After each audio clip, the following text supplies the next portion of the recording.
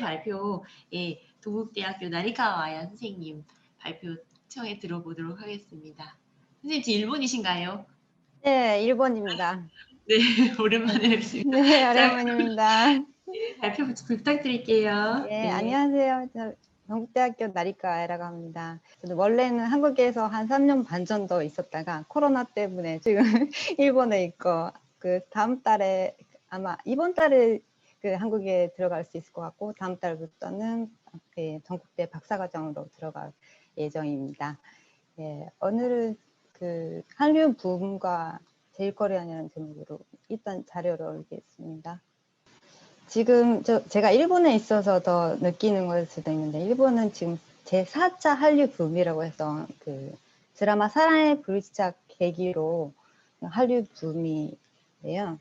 그래서 또 좀 이렇게 한류 붐과 제일코리안이라는 제목으로 생각해봤는데, 사실 한류 붐의 그 주인공 K-팝이나 드라마라서 영화, 저는 전문은 영화인데 영화 쪽은 그렇게 주인공이 된 적은 없는데, 제가 좀 영화 쪽 전문이다 보니까 영화 관련된 부분과, 그리고 제가 요새 1차부터 4차까지 좀 보면서 3차, 4차는 거의 이어졌거든요. 그러니까 4차라고 하기가 좀 애매할 정도로 3차가 끝난 시기가 거의 없어요. 그냥 그 사이에 계속 3차, 4차 시기가 한일 관계는 최악이었거든요. 근데 최악인 상태로 붐이 계속 이어지는 거는 뭔가라는 생각도 해서 그런 부분도 좀 살펴보겠습니다. 한류 붐과 제일코리안이라고 하면 좀 사실 엮을 수 있는 부분이 정말 많아요. 그러니까 밀착되어 있는 거라서 그 논문이나 지금까지 뭐 많이 지적되는 부분이 한류 붐, 2000년대 이후 한류 붐 때문에 제일코리안들의 아이덴티티 변화가 있었거나 여러 영향이 있긴 한데, 오늘 좀 영화 쪽에서 얘기를 해보면 제1차 한류 붐이 아시다시피 겨울연가로 2003년부터 시작하는데, 그 전부터 그 영화 시리라던가 그러니까 한국 문화에 관한 관심이 일본에서 높아졌었거든요. 근데 거기에는 제일코리안 리봉우 영화 프로듀서가 큰 역할을 했었습니다. 그런 부분 살펴보기도 하고, 그리고 반대로 한류 붐에 영향을 받고 한국에 와서 활동하는 그런 제일코리안도 있는데, 그 대표적인 게 김민우 배우가 그 한국 영화에서 일본인 역할을 많이 하고 있습니다. 그리고 제가 궁금했던 그런 3자, 4자의 그 사이가 없었다는 건데, 그러니까 1자부터 4자가 사실 그렇게 붐이라고 나눠질 수 있는 게 그 사이에 붐이 식었던 시기가 있어서 그렇게 나눠지는 거잖아요. 근데 그런 시기에 뭐 오늘도 그렇게 발표가 있었지만 뭐 혐한 움직임, 헤이트 스피치 막 그런 것들도 있었고, 뭐 한일 관계도 있고, 그런 부분을 좀 어떤 흐름이 있었는지를 살펴보도록 하겠습니다. 이게 그 리봉우 영화 프로듀서랑 김민우 배우를 이번에 들었던 이유이기도 한데, 이거 윤건자 선생님 제1의 전신사 3에 나왔던 문장인데요. 여기에 그 2000년대 뭐 제일코리안 변화가 있었다라는 문맥에서 저천년계였는데 한국에 관련된 사람이 많아졌다라던가, 그러니까 영화적 그런 분야도 지적돼 있고, 민족학교 출신이라는 것도 리봉우 프로듀서도 김민우 배우도 공통점이거든요. 근데 이게 뭐냐면 그 2000년대 시기에 사실 일본에서 제일코리안 그 한국어를 할 수 있는 사람들이 대부분 조선학교 출신이잖아요. 그러니까 사실 2세, 3세, 4세까지 이어오면서 대부분 한국 학교가 별로 많이 없어서 그런 거일 수도 있는데, 그러니까 일본 학교 다니는 제일코리안들은 한국어를 할 수 있는 경우가 많이 없고, 그러니까 저천년계였다는 게, 그러니까 조선학교, 민족학교를 다녔었다는 게 그런 게 되던데, 그러니까 특히 리본 프로듀서인 경우에는 그 저성적 저생새끼여서 그게 좀 나중에 활동하는데 문제가 생기기도 합니다. 네, 리봉 프로듀서부터 보면은 그 1960년 교토, 이 사진은 2019년 동국대 제일코리안 영화제 때 정효인 선생님이랑 대담하신 그때 사진인데요. 그 리봉우상 60년 교토에서 태어나신 제일코리안 2세고 조선대학교 졸업해서 파리에 유학했다가 1989년에 시네카논이라는 영화사를 설립합니다. 그리고 그 2003년에 부산국제영화제 한국영화 건로상을 수상하는데 이게 한국 영화를 해외 소개하는 알리는 그런 역할을 했다는 거에 대한 수상이거든요. 그러니까 이 시점에 뭐 2003년부터 한류 붐이 시작하는데 그 전에 이미 한국 영화를 일본에 알렸었다라는 증거이기도 합니다. 그러면 그 리봉우상 어떤 역할을 했냐면 두 가지로, 그러니까 한류에 관련된 부분만 지적하면 두 가지로 나눌 수가 있는데 한국 영화의 배급, 그러니까 한류 붐에 기여하는 부분이 한국 영화 배급인데요. 그리고 또 하나는 한류 붐과 함께 제일코리안을 다룬 영화가 좀 늘어나기도 했고 그 부분은 제작자로서 그런 부분에 기여를 했는데, 그러니까 또 한편으로는 제일코리안을 그린 영화는 아니지만 제일코리안 감독이 만드는 영화 제작도 했습니다. 그리고 한일 합작도 제작했고 그러면서 한일 간 그 영화 교류에 기여했던 부분도 있습니다. 시네카논이 그 배급했던 영화 대표적인 걸 몇 가지 들으면, 그러니까 서편제가 아마도 일본에서는, 저도 일본에서 아마 한국 영화 처음 본 영화가 서편제였던 것 같은데, 그러니까 좀 존재감 있게 처음으로 개봉됐던 한국 영화가 서편제였고, 그리고 쉐리가 이때가 그 한류 붐 직전 시기인데 흥행 수익 18억 엔이라는 처음으로 한국 영화가 일본에서 히트 쳤던 그런 작품입니다. 이때쯤에 JSA도 개봉했었고, 그 다음 한류 붐이 시작하면서부터도 오아시스, 살인의 추억이라든가 그런 한국 영화 주요 작품들을 시네카논이 많이 배급했습니다. 근데 제가 알아보다가 그 2003년에 부산 영화제 때 리봉훈 씨랑 함께 아시아 영화사의 박병희한 대표도 그 한국 영화 건로상을 수상했거든요. 그래서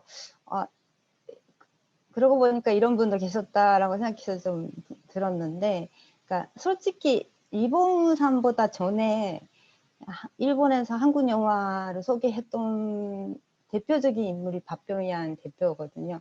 그러니까 88년에, 그러니까 시네카논보다 조금 전에 아시아 영화사를 설립하셨고 80년대 영화들, 그러니까 바람 불어 좋은 날, 고래사냥 같은 그런 작품들을 개봉했었습니다.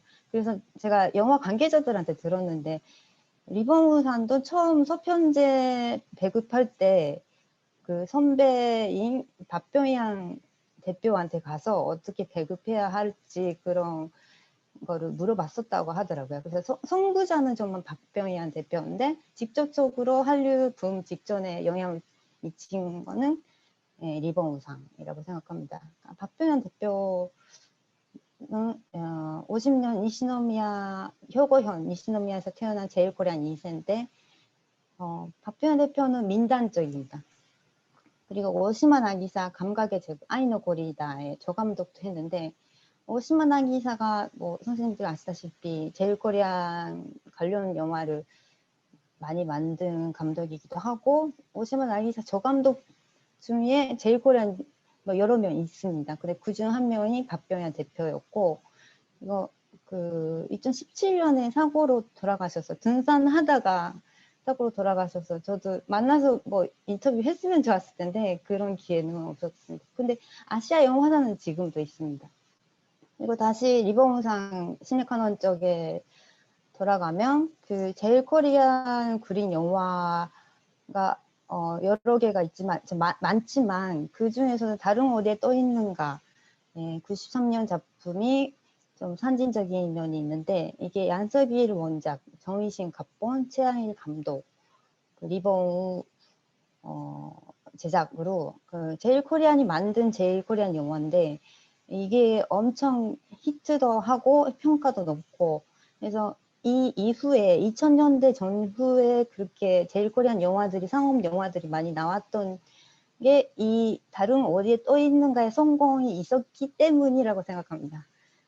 그리고 뭐 여러 작품이 있어서 좀 그 특징 있는 것만 좀 골랐는데, KT라는 작품은 그러니까 사실 한국에서는 잘 알려져 있지 않은 것 같은데, 사실은 한일 합작이고, 그러니까 지금 보면 한국의 유명한 배우들도 많이 나오는 그런 영화인데, 그 김대중 대통령 납치 사건, 그러니까 그 당시 대통령이 아니지만 김대중 납치 사건을 다룬 영화고, 그러니까 이 시기에, 그러니까 일본 대중문화 개방이 90년대 그 98년쯤에 됐잖아요. 근데 그 다음에 한일 합작이 조금씩 나오기 시작하는데, 그 중에서도 되게 규모가 컸었고, 그 제일 코리안도 역할로 나오는 영화였고, 네, 이런 식으로 아마 한일 교류가, 그러니까 현장에서 뭐 영화인들 만나기도 하고 막 그런 식으로 한일 교류가 많아진 게 또 한류 붐에 기여했다고 생각합니다. 그리고 박치기는 뭐 잘 아시다시피 조선학교 이야기인데, 이것도 교토 제 조선학교 다녔던 리본산 자신의 이야기가 많이 시나리오에 반영되었고, 그러니까 일본에서 엄청 인기 많았던 영화였습니다. 그리고 흘러걸스를 들었던 거는, 이거는 전혀 제일 코리안과 상관없는 영화지만 리사일 감독은 제일 코리안 3세인데, 리사일 감독 영화로서 아마 엄청 인기 많았던 영화인데요. 이런 식으로 리본상 주변에 역시나 제일 코리안 영화인들 많이 모이기 시작하고, 그 재능을 발휘할 수 있게 그런 토대를 만든 것도 리본상 역할이었습니다. 시간이 많이 없네요. 그러니까 제일 코리안 영화 이런 영화들이 있다는 거고요. 그러니까 아마 제일 한류 붐이랑 상관이 있다고 제가 생각하는 거는, 1차 붐 직전에 고우가 있었고, 그 1차 때 박지기와 삐아뼈 막 이때쯤이 전성기였던 것 같아요. 그러니까 작품이 많지만 그렇게 주요 작품들을 보면 그렇게 보이기도 하고, 또 2차 한류 붐 때 가족의 나라가 있었고, 그리고 3차 때는 그 연길레온 겁장집이라고 돼 있지만, 이거 한국 제목이 그렇게 되는데 야키니쿠 드라곤입니다. 야키니쿠 드라곤도 있었고, 그러니까 야키니쿠 드라곤이 오랜만에 나온 조금 규모가 큰 제일 코리안 영화였습니다. 그리고 그 리본산만 보면, 그러니까 한국어를 잘할 수 있다라는 게 조선학교 출신, 아까 말씀드렸던 그런 특징인데, 근데 그게 또 단점이기도 한 게, 막 조선학교 출신이 단점이 된 건 아니지만 조선적이었다는 게 한국에서 활동하는데 제약이 됩니다. 이게 좀 많은 경우가 그런데, 그러니까 리본 PD의 프로듀서의 아버지가 제주도 출신, 그러니까 그 제일 코리안 대부분 남한 출신이잖아요, 사실은. 남한 출신인데, 제주도 출신이라는 게 또 4.3 사건 관련된 그런 부분도 있어서, 그 한국 군사 정권에 반대하는 그런 입장인 경우도 많은데, 저천년 지지하셔서 그 한국 국적을 선택 안 하신 거죠. 그러니까 조선적으로 있었다가, 그러니까 리본 PD도 처음에는 조선적으로 있었다가 첫 편제 때 그 임시 여권으로 한국에 들어가긴 하는데, 48시간 내에 나가야 된다거나 안기부가 계속 따라다녔거나 막 되게 고생을 많이 하십니다. 그러면서 한국 영화 배급하려면 한국 국적을 따야 된다라고 생각하셔서 한국 국적을 따는데, 결국 박근혜 정권 때 다시 그 한국 국적인데도 여권이 1년짜리밖에 안 나왔대요. 그러니까 1년짜리밖에 안 나온다는 거는 뭐냐면은, 이봉상 같은 경우에는 뭐 해외 영화제나 뭐 해외 많이 다녀야 되는 입장인데, 보통 6개월 비자 기한이 남아 있어야 되는 거거든요. 6개월에 한 번씩 여권을 갱신해야 되는 그런 번거로움이 있습니다. 그래서 그러면서 그때 박근혜 정권 때 일본 국적을 따야 하나 막 그런 고민도 하셨다고 하는 걸 보고, 이게 좀 2003년에 건로상까지 받았는데 이게 한국 정부에서 어떻게 안 되나라는 생각도 했습니다. 근데 이런 그 아이러니한 경우가 그러니까 리봉산뿐만 아니라 또 있을 거라고 생각합니다. 그리고 김민우 배우로 들어가면은 김민우 배우는 69년생 센다이 미야기현 센다이 출신 제2코리안 3세고 김민우 배우님도 조선학교 출신입니다. 그리고 그 17살 때 도쿄에 나와서 배우로 활동하다가 그 한류 붐 이후에 한국 영화나 드라마를 많이 보고 그 자기 자신도 한국에서 배우를 하고 싶다 생각해서 한국에 2008년에 넘어왔습니다.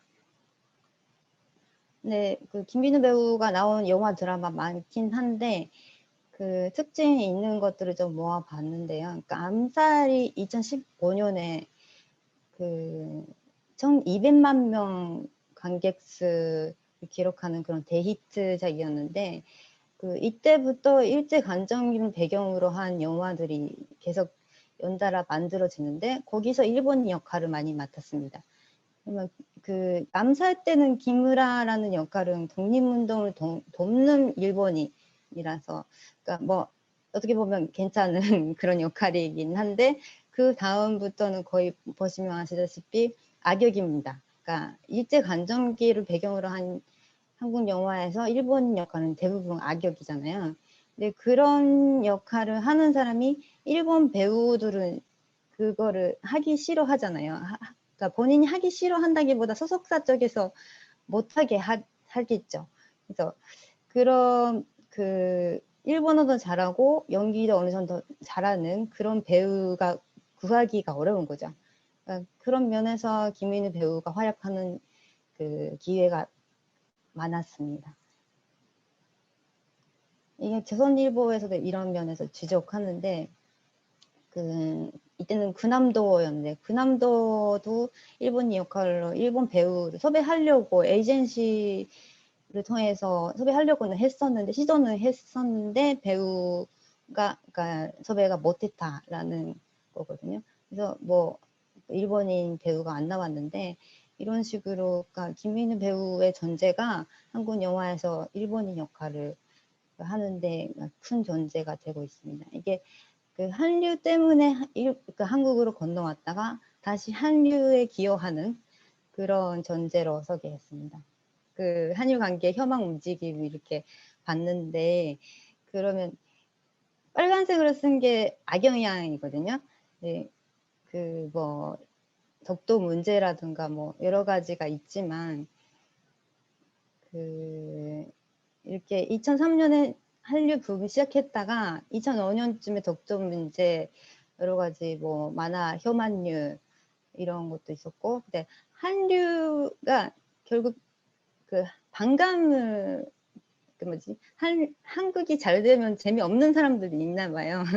그래서 한류가 있으면 혐한이 생기고 그런 되풀이 하고 있는데 이게 또 2차 때가 그러니까 한류 붐이 끝난 시기가 되게 확실한 케이스인데 그러니까 이명박 대통령 독도 방문이 되게 결정타였거든요.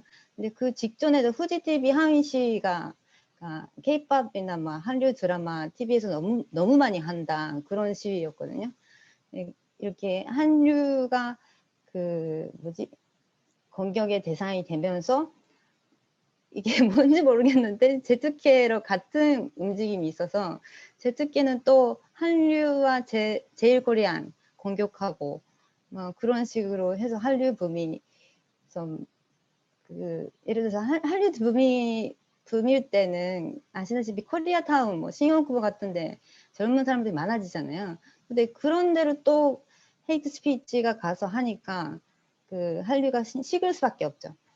그런 움직임이 계속 진행되다가 검정색으로 쓴 부분은 그거에 대한 재판이라던가 그 헤이트 스피치 해소법이라던가 해소하는 쪽으로 움직임인데 저는 이게 조금은 효과가 있었다고 생각합니다. 헤이트 스피치가 요새 그러니까 없어지지는 않았지만 그래도 한때처럼 그렇게 혐한 분위기가 뭐 가득한 막 그런 분위기는 아니었거든요. 요새 뭐 1, 2년 사이에는.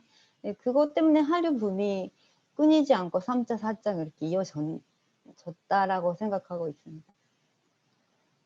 근데 이게 뭐 제일 코리안들에게 직접적으로 많은 뭐 조선 학교 아이들이라든가 코리아타운 영업이라든가 많이 영향을 받는 부분이고, 뭐 가족의 나라 부분이 조금 뭐 지금 시간상 넘어가는데, 그래서 뭐 전이하면 이렇게 한류 붐 전부터 제일 코리안들이 한국과 일본의 가교 역할을 많이 해왔고, 그리고 그 붐 이후로 한국에 와서 또 한류에 기여하는 제일 코리안이 있고, 그런데 그런 제일 코리안들이 활동하는데 방해하는 부분이 뭐 대부분 일본 국내 문제지만 한국 쪽에서 생각해야 되는 부분도 있을 것 같다라는 그런 과제를 생각해 봤습니다. 감사합니다.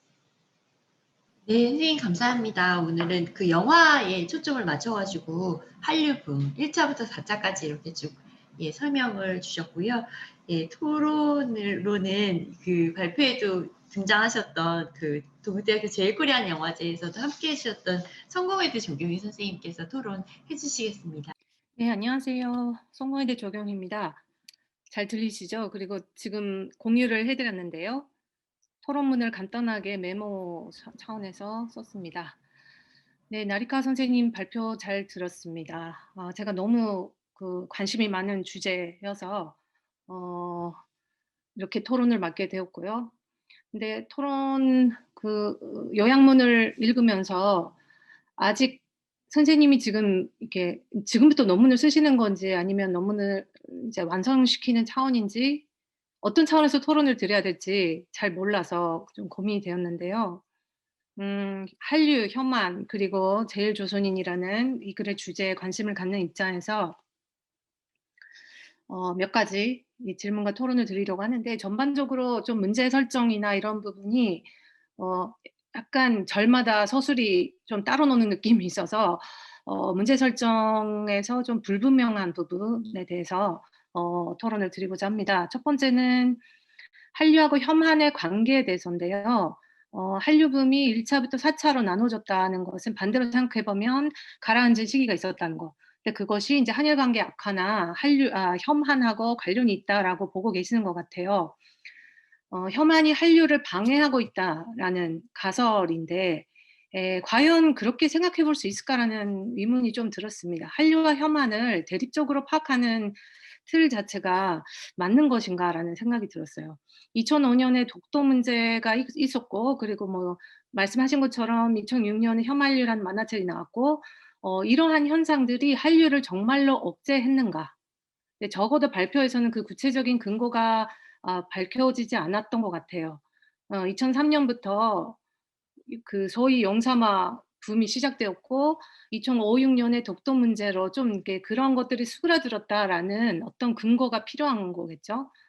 근데 제가 느끼기에는 2005년도는 대장금이 또 폭발적으로 인기가 있었고, 어 이렇게 한류의 타겟이 사실 그 중년 여성으로부터 중년 남성까지 더 인제 확대되는 계기가 되었던 것이 그 2005, 6년쯤이 아니었나라는 생각도 들어요. 그래서 '한류가 있었기 때문에 혐한이 생긴다.'라는 게 아니겠죠. 이 두 가지는 별개의 어떤 그 논리로 작동을 하고 있다라는 생각이 들어요. 네, 재특혜 등 혐한 활동에 관한 연구를 보면 혐한 활동가들이 2002년 한일 월드컵을 하나의 계기로 꼽는 경우가 많습니다. 혐한이 한류에 대한 그 반발이 아니라 원래 한반도 출신자들에 대한 그런 혐오 현상이라고 생각을 했을 때, 그러니까 한국이 국가적인 위상이 높아지는 과정, 그 존재감을 드러내는 시기에 보니까 인제 축구도 잘하고 문화적으로도 이제 점점 위협을 느끼기 시작했고 이런 것들이겠죠. 근데 그렇게 해서 인제 혐한 현상이라는 것이 점점 확대가 되어 가는데, 더 말하자면 일본에서 그 넘쳐나는 그런 혐한 서적 같은 걸 보면 대부분 기성세대 남성들이 주 타겟인 것이죠. 그러니까 한류 혐한의 관계에 대해서 굉장히 더 복합적인 분석이 필요하다는 생각입니다. 그러니까 한마디로 얘기하면 한류와 혐한은 대립적이거나 아니면 반비례하는 것이 아니라 오히려 비례한다. 즉 당연히 접촉이 많아질수록 혐오도 많아지는 것이죠. 그러니까 2000년대 이후에 한일 관계나 제일조선인들과의 관계, 한국의 어떤 국가적 위상이 높아지면 관계가 농밀해질수록 그만큼의 피로감이라든가 반발이라든가 혐오도 생긴다. 이 한류와 혐한과의 관계에 대해서 조금 이렇게 문제 설정을 어 복합적으로 해볼 필요가 있다라는 것이고, 두 번째는 더 질문을 드리자면 이 연구에서 한류라는 것이 어떤 차원의 한류를 말하는가라는 의문도 좀 들었습니다. 2012년에 이명박의 독도 방문이라는 것이 굉장히 파장을 일으켰고, 한일 관계 악화되고 혐한 시로 이어지고 뭐 이런 것은 말씀하신 대로인데, 주로 이런 것들이 언론에서 한류를 다루는 데 영향이 있었다고 생각은 하지만, 어 그렇게 봤을 때 외교 관계라든가 일본의 주류 매스미디어의 동향을 말씀하시는 것 같아요, 그 한류라고 했을 때. 그러니까 물론 오랫동안 선생님이 인제 기자로 활동하고 계시니까 그 부분이 선생님의 주된 필드라고 생각은 하는데요. 사회 전반에서 봤을 때 굉장히 이것은 윗부분에 있는 것이고, 어 트위터라든가 뭐 SNS에서 보이는 팬덤 문화, 소비 문화를 전제로 했을 때 '한류 붐이 식었다.'라는 식의 평가 자체가 굉장히 위로부터의 시선일 수 있다라는 생각도 들었습니다. 그래서 일단 한류가 한마디로 이제 한류라고 해도 콘텐츠인지 매스미디어와 SNS 뭐 소비자인지 문화 정책인지 산업인지 등등의 분석의 수준이 어디에 맞춰져 있는지에 대한 고민도 필요한 것 같다는 생각이 들었고요. 마지막으로 세 번째인데, 오늘 발표를 들으면서 좀 더 이해를 잘 할 수가 있었습니다. 아까 윤건자 선생님 그걸 인용을 하면서 말씀해 주셨는데, 제일 조선인들의 한류의 매개가 되고 있다. 제일 코리안들의 역할이나 그런 수행성에 대한 관심이 굉장히 크신 것 같다는 생각이 들었어요. 아마 이 부분이 중심적인 관심인 것 같아요. 근데 다만 한류를 깔고 봤을 때 한류 자체를 주 연구 대상으로 생각한다면 제일조선인들의 영향이나 매개적 역할이라는 것은 아무래도 굉장히 한정적이겠죠. 일부러밖에 보이지 않고, 지금 4 차까지 왔는데 예를 들면 넷플릭스 드라마 같은 경우는 거의 코로나 영향이 많다고 생각을 할 정도인데요. 말씀하신 리봉우나 뭐 그전에 인제 양석일, 최양일, 아니면 그 후에 뭐 이상일, 양영희 등등을 생각해 본다면 오히려 한류의 전 단계에서 한일 사이의 어떤 매개와 문화 번역을 실천했던 그런 선구자로서 평가 가능하다고 생각합니다.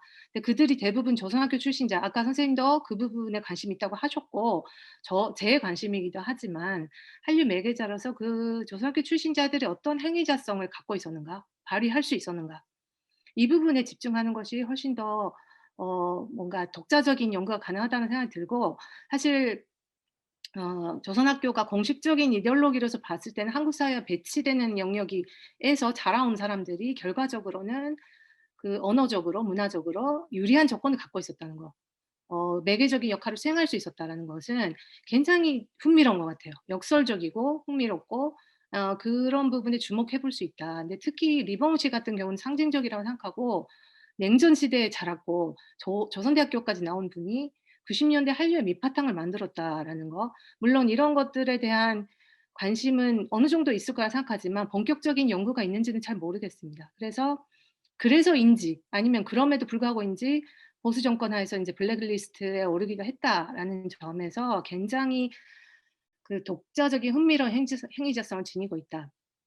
그래서 이 부분에 초점을 맞춰서 한류의 전사 연구를 진행하시면 훨씬 더 그렇게 생각을 하신 것 같고요, 일단. 그리고 저도 그 부분이 관심이 있고, 다시 얘기를 하면 그 그러니까 신의 카논이 왜 그러면 한류가 본격적으로 확산하는 이 시대에는 실패할 수밖에 없었는가라는 것도 함께 생각해 볼 수 있는 것 같아요. 네. 근데 하나만 더 말씀드려요. 여권 발급 제한은 박근혜 시기에 종종 있었던 현상이고, 실제로 한국 여권을 신청해도 유효 기간 1 년짜리밖에 발급 못 했던 사람들 많이 있습니다. 네. 이상입니다. 제가 부족한 부분이 많아서 지금 뭐 많이 지적해 주시는 게 더 제가 답변보다 의미가 있을 수도 있는데, 조금 말씀드리자면, 사실 저는 기자라서, 이것도 신문사에 있었던 기자이기 때문에, 그러니까 말씀하신 대로 제가 1차, 2차, 3차, 4차 이렇게 나누는 거에 무슨 의미가 있나라는 생각은 합니다. 생각은 하고, 그러니까 2차가 끝났다는 것도 명확하다고는 했는데, 그러니까 표면적으로 명확한 거였어요. 그러니까 저도 사실 개인적으로는 한류라기보다는 케이팝 뭐 드라마 좋아하는 친구들이 주변에 많아서, 그러니까 사실은 그런 붐이 끝났다고 해도 그런 친구들은 뭐 콘서트도 많이 가고 데이터를 봐도 사실 일본에서 그 건영 콘서트 동원수 보면, 그러니까 한류 붐이 끝났다는 시기에도 솔직히 케이팝 그 아이돌들이 그 동원수가 일본 아이돌보다 훨씬 많았고, 막 그런 실질적 인기랑, 그러니까 주로 매스미디어 뭐 신문이나 방송에서 붐이다 해서 다루는 거랑 전혀 좀 차이가 있다라는 것도 사실 저는 느끼면서, 그래도 그렇게 4차까지 나눠지는 거는 뭔가라는 의문점이 있어서 조금 정리를 해봤는데, 너무 좀 예를 들어서 뭐 북한 미사일이라던가 뭐 여러 원인이 있잖아요. 근데 그런 거를 배제해서 설명 들었기 때문에 너무너무 부족하고, 그리고 그 혐한은 좀 모르겠습니다. 그러니까 사실 2005년에 저는 2002년하고 2005년에 한국에 유학했기 때문에 2002년 때 월드컵도 있고 한일 관계가 엄청 좋았고 그런 실감이 있었는데, 2005년 때는 또 독도 문제로 험악했다는 것도 경험했습니다. 그래서 그때 혐한 분위기는 있었는데 그렇게 붐이 끝나는 그런 것까지는 아니었습니다, 사실. 근데 그런 그 1차, 2차 사이에 그런 일들이 있었다라는 거를 그 예를 들었는데, 좀 더 정리해야 될 필요가 있다는 건 뭐 확실히 맞습니다. 그리고 저는 솔직히 그 리본 PD, 영화 프로듀서 같은 경우가 사실 그 매개 역할을 하는 제일코리아는 엄청 많다고 생각합니다. 저는 직접 아는 지인들도 예를 들어서 최지우 뭐 인기 많을 때 일본 소속사 대표가 제일코리안이거나 막 그런 뭐 에이전시 제일코리안이 했거나 막 그런 경우가 엄청 많긴 한데, 그런 분들은 대부분 무명이라기보다 그렇게 앞에 이름이 나오진 않잖아요. 그러니까 사실 뭐 프로듀서 그 배급하는 사람 그런 사람들이 앞에 이름이 나오는 경우가 거의 없는데, 리본상 같은 경우에는 엄청 하신 일도 많고 해서 이렇게 부각되는 존재이긴 한데, 그러니까 그 알아보면 역시 뭐 조선 대학교 출신하시고 그 한일 간에서 되게 모순도 많이 겪은 존재고, 그래서 이번에 조금 이렇게 소개를 했는데 그 좀 더 깊이 해보면 좋겠다라는 생각은 합니다. 네, 감사합니다. 네. 네, 선생님 발표 감사합니다. 그 나리카 선생님이 그 기자로서 활동하시면서 되게 체감했던 것들이나 아니면 그 관심 가졌던 그런 부분들을 이제 연구라든가 이제 논문이라는 영역으로 이제 옮겨올 때 그 관심을 이제 어떻게 하면 잘 그 연구로서 오리지널리티를 가질 수 있는 연구로 시킬 것인가 하는 데 있어서 굉장히 조경 선생님께서 좋은 조언을 해주셨다 이런 느낌이 되고요. 예, 아무튼 재미있게 잘 들었습니다.